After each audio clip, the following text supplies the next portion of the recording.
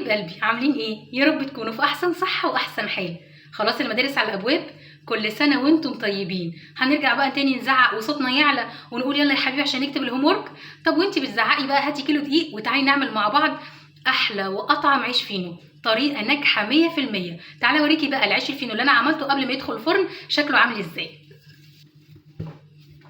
بصوا ما شاء الله اللهم بارك، تحفه، حلو جدا جدا، هايش وزي القطن. وطبعا لما يطلع من الفرن هصوره لكم، حلو جدا جدا.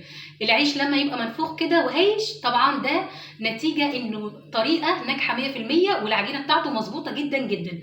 انا عملت لكم كذا شكل عشان تختاروا النوع اللي انتوا عايزين تعملوه. عملت الشكل ده، وعملت خبز البرجر او العيش الكايزر، وكمان عملت اللي هو بسمسم ده زي ما انتم شايفين. وبرده لما يطلع من الفرن هصوره لكم.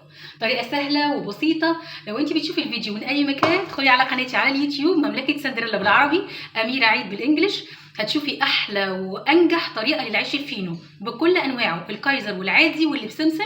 وكمان في فيديوهات عندي عاملين سندوتشات جاهزه.